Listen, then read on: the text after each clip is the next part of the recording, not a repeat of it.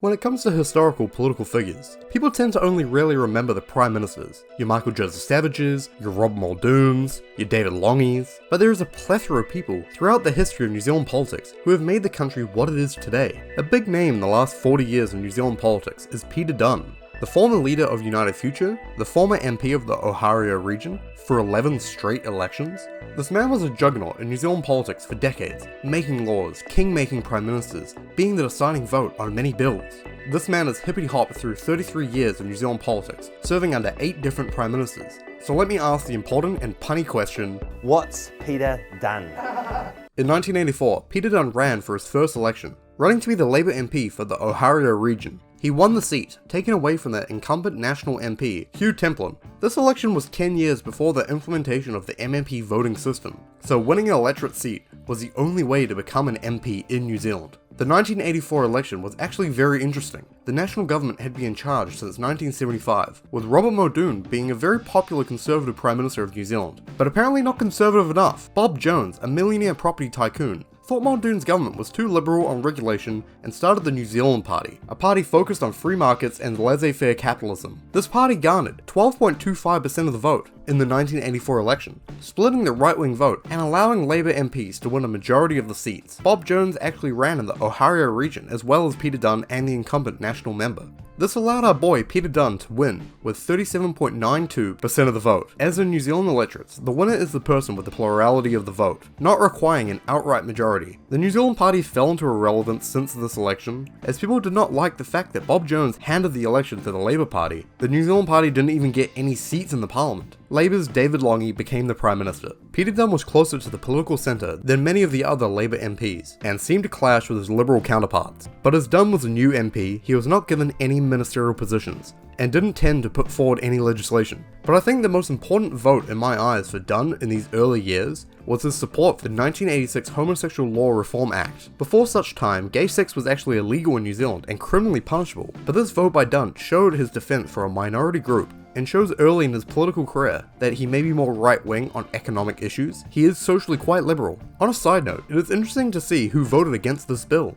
Looking through the names, I see Jim Bolges, a future Prime Minister, former Auckland Mayor and ACT Party leader John Banks, and Winston Peters, leader of the New Zealand First Party, and quite a political juggernaut just like Dunne. Peters deserves a video all to himself honestly, but I find it interesting to see these historic votes by well-known modern-day politicians. Anyway, back to Dunne. Once the 1987 election had rolled around, Peter Dunne has become a much-loved MP in Ohio and was easily re-elected with 58.6% of the vote.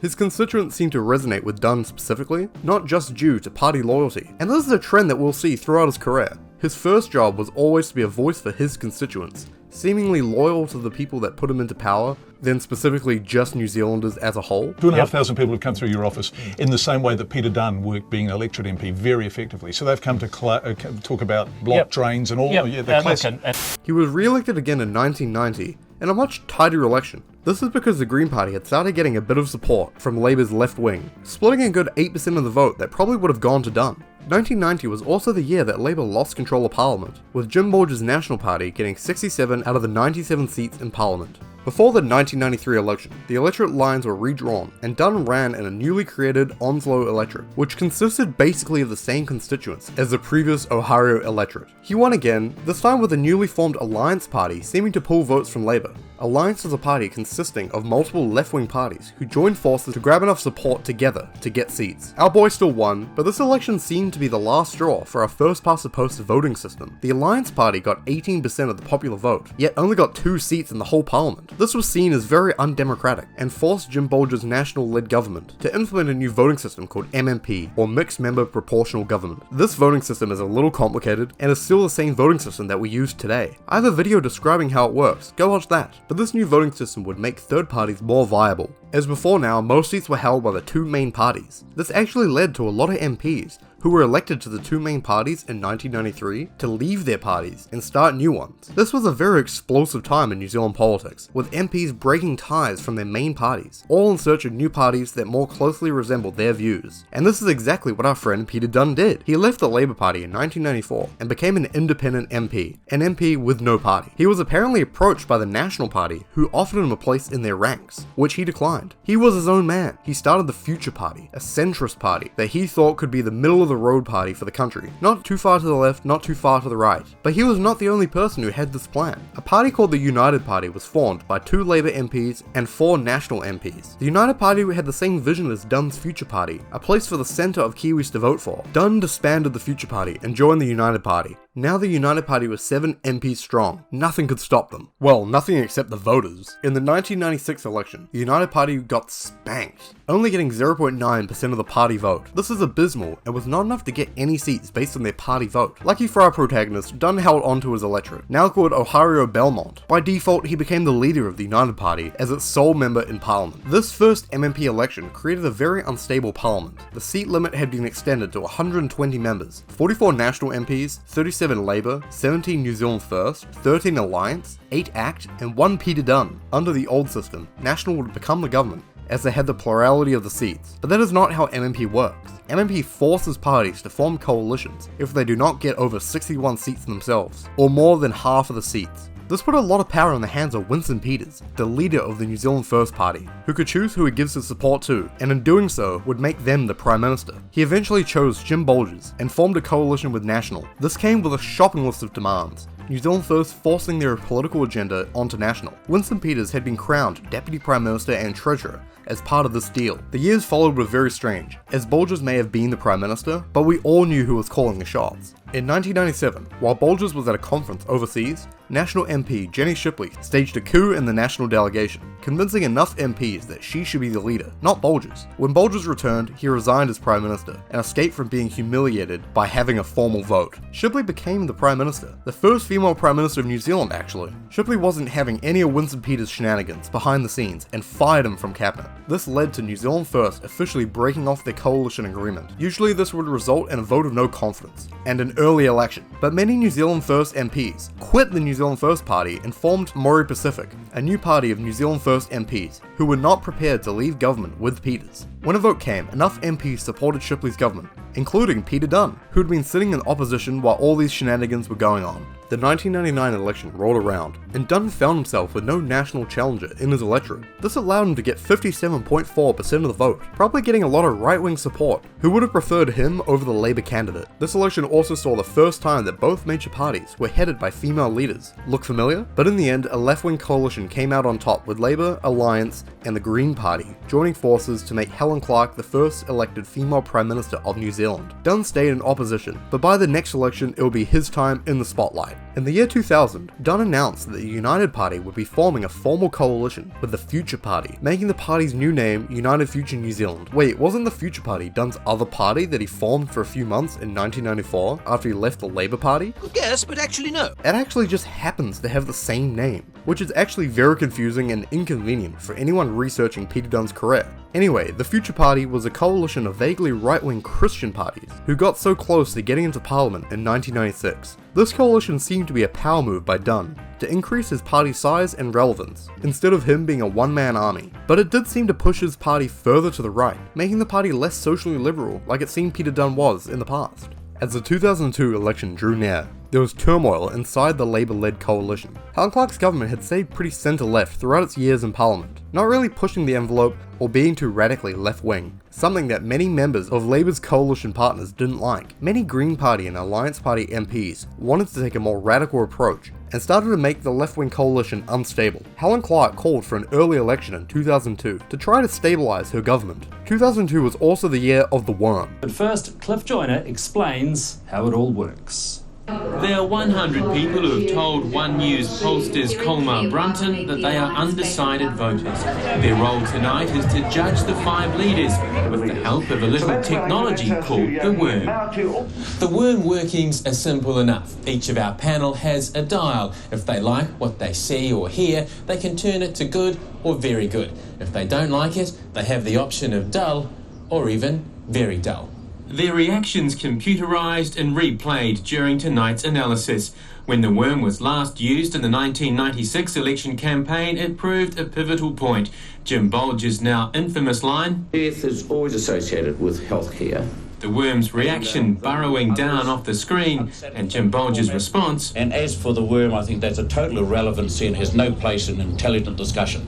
In a televised multi-party debate, Peter Dunne gave a great performance, outlining his steady and middle-of-the-road views, and heavily criticising the radical left and right, criticising the Green Party and the right-wing ACT Party as well. A moderate, reliable partner to form a stable government. Neither ACT with its far-right policies, or the Maori Party getting more radical to hold off Hone can do that. The Worms seemed to favour him in the debate, and one of the most surprising outcomes in New Zealand election history happened. Peter Dunne shocked the country. Is that United on 9 seats? Have they got 9? 9 seats? He grabbed 6.7% of the vote, when he usually struggled to get over 1%. Well, it has become fashionable to attribute Peter Dunne's rise to the worm. It could be, however, that quite simply that after years of Peter Dunne talking, people wanted suddenly to listen. Whatever it was, a fortnight ago, Peter Dunne was likely to win his seat, yes, in Ohio again, and he was likely to be Lonely Joe for another term. And the next thing you know, of course, he wins his seat with a thumping majority and takes 8 other MPs into the House with him. United Future now is a caucus of 9. This was huge, and made United Future a key player in forming a government. With the results of this election, Labour was a clear winner, with National getting one of the worst outcomes in its party's history. But Labour had two choices: form a left-wing government with the Green Party and the Progressive Party, a new party that had sprung out from the wreckage of Alliance, or should she take a more moderate and centrist approach and go with United Future and the Progressive Party together to create a slim majority? This didn't give a whole lot of bargaining power for Peter Dunne, as Labour had multiple avenues to create a coalition. But Dunne did not overplay his hand, and backed the Labour government. The period of 2002 to 2005 saw United Future being very centrist and kept the government from going too far left, but it also voted against many socially liberal bills. This included the Prostitution Law Reform Act of 2003, the Care of Children Act of 2004, the Civil Unions Act of 2004, and the Death with Dignity Bill of 2004. All of these bills were opposed by United Future. This government seemed very dysfunctional, and seemed to not get a whole lot done. And the polls showed that United Future may be back to just Peter Dunne in the 2005 election. To try to bolster up their ranks, United Future merged with a small outdoor recreation party, as Dunne had always taken a very strong position on defending the outdoors, regulating things such as hunting via helicopter. So the election came around, and United Future held on for dear life. They scooped up 2.67% of the vote. Not as good as in 2002, but still enough to get 3 MPs. But I want to say to Mr Sainsbury of TV1, I'll talk to you soon, Mark, but when you couldn't even remember us in your introduction tonight, you've got a bit of apologising to do.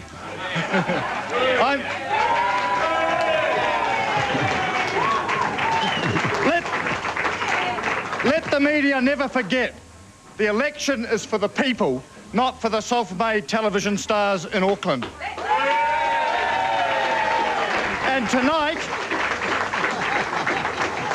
all around the country, the people have spoken, and they have made a decision which we will now honour in terms of the commitments we have made about how we will operate in the post-election environment.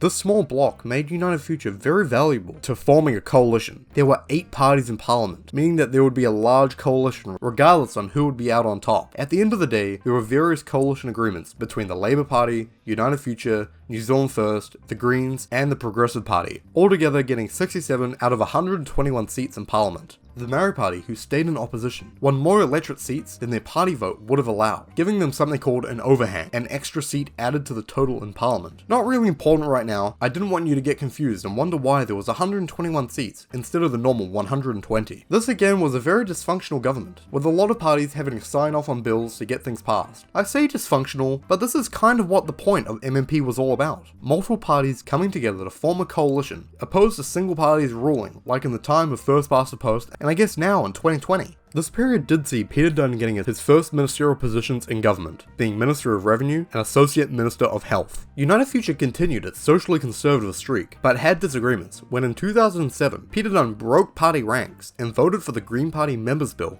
against corporal punishment of children. Many United Future members left the party over this vote, including United Future MP Gordon Copeland, who left the party and eventually joined the Conservative Party of New Zealand. When asked about it, Dunne said, "I think it's taken a bit of a monkey off our back, frankly." This seemed to show Dunne's dissatisfaction of the direction that his party has been going over the last few elections, as he had seemingly been muzzled to not support social bills that he wanted to support. New Zealand may be a very different place if the United Party and the Future Party had never merged. The 2008 election rolled around, and just before the election, Dunne announced that United Future would likely support a national-led coalition this time around. This may have been due to a breakdown in relations with Labour over the last couple of years, or the fact that the global recession of 2008 may need National's fiscal responsible policies to get New Zealand through it, or maybe the new National leader, John Key, who was very socially liberal and fiscally conservative, made National a more palatable coalition partner for Dunne. Whatever the reason, Dunne lost every single United Future seat apart from his own, and backed the National government in association with the Maori Party and the ACT Party. Dunne was able to keep his ministerial positions that he had under Labour. In 2008, his electorate was renamed Ohario again, and would stay as Ohario for the rest of the time that he is in Parliament. The 2008 election in Ohario was actually pretty close, with only 1,000 votes separating Dunne from his Labour challenger. As part of his coalition agreement with National, Dunne was able to put forth his bill to allow couples to share incomes for tax purposes.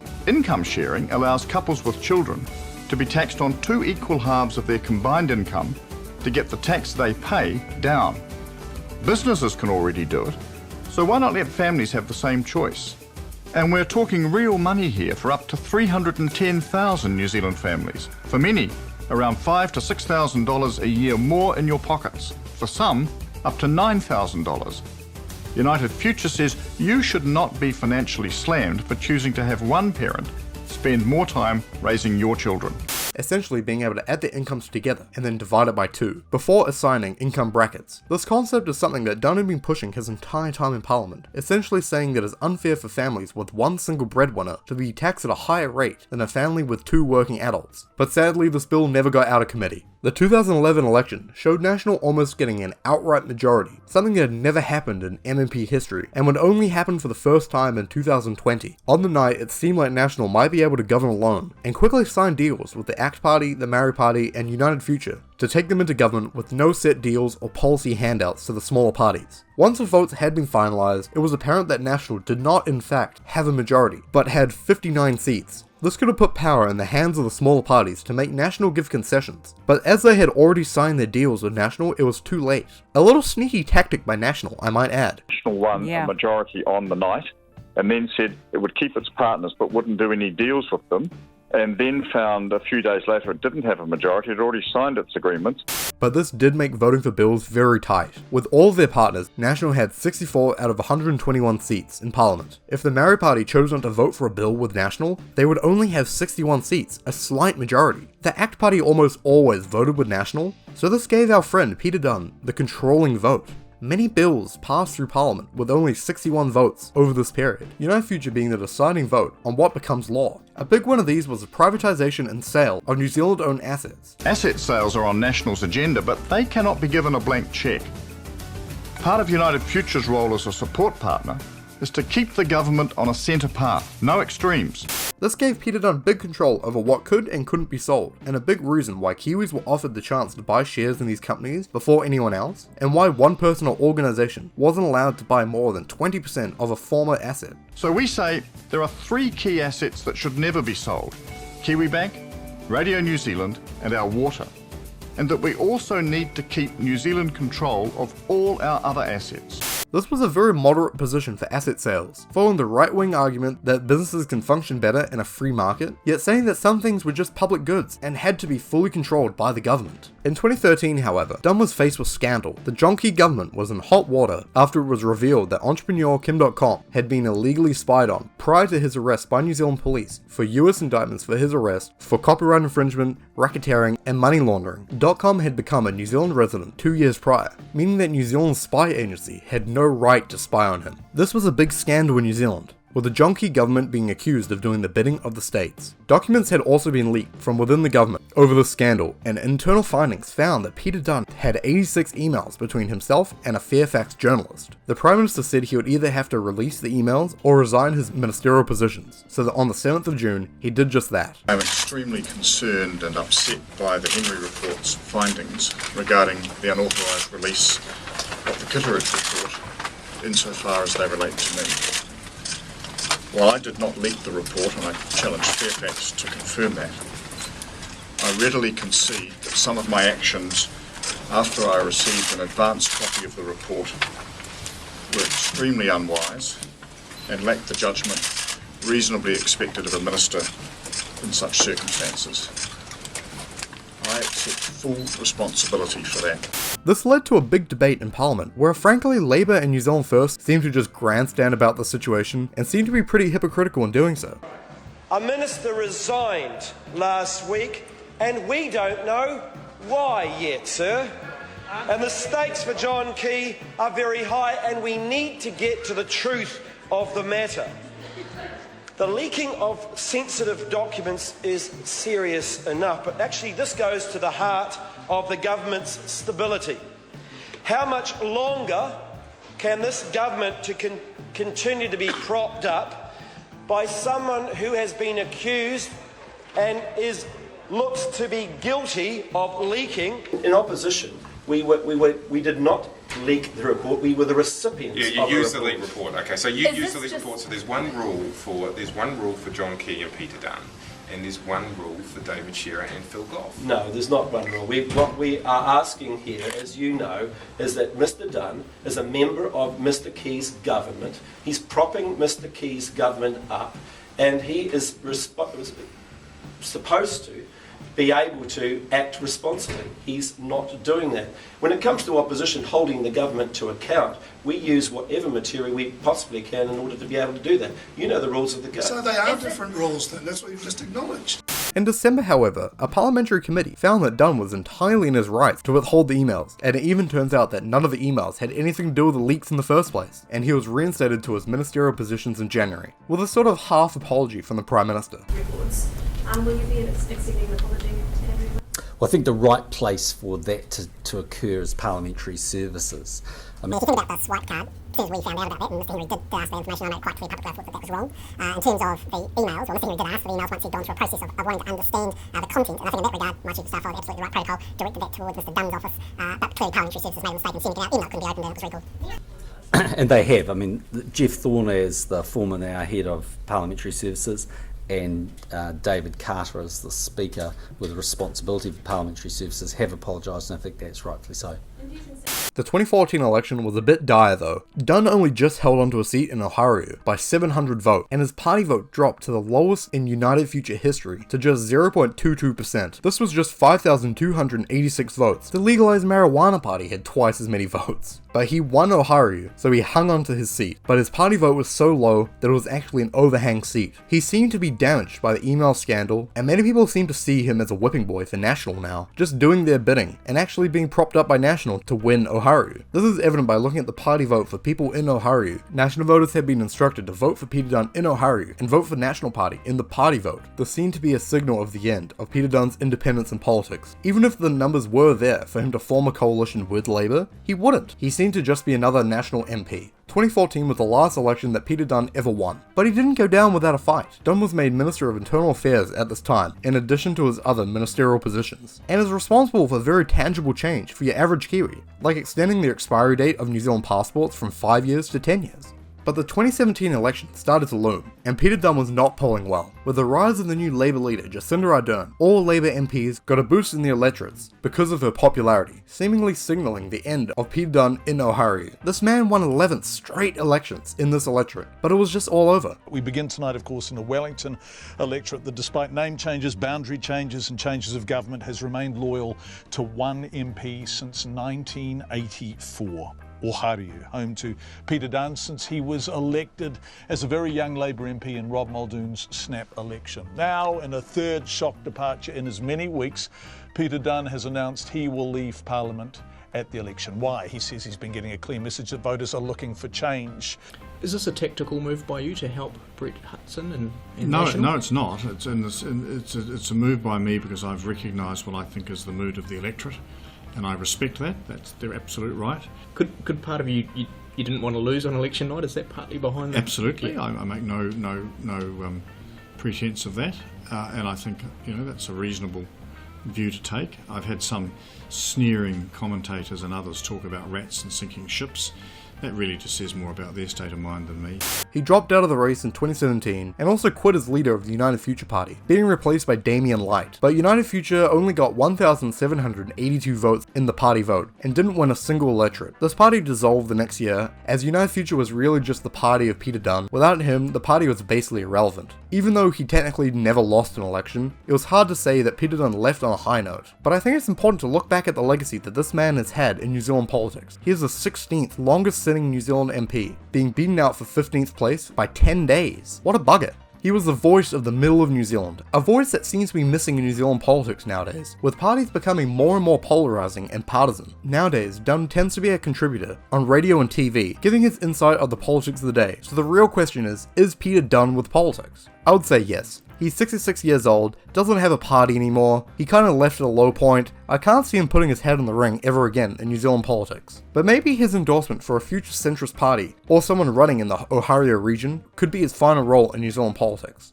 I guess only time will tell, but even though I personally may be to the left of Peter Dunne politically, I thank him for his service to the Oharia region and to New Zealand as a whole. We've been keeping governments on the straight and narrow ever since MMP came in.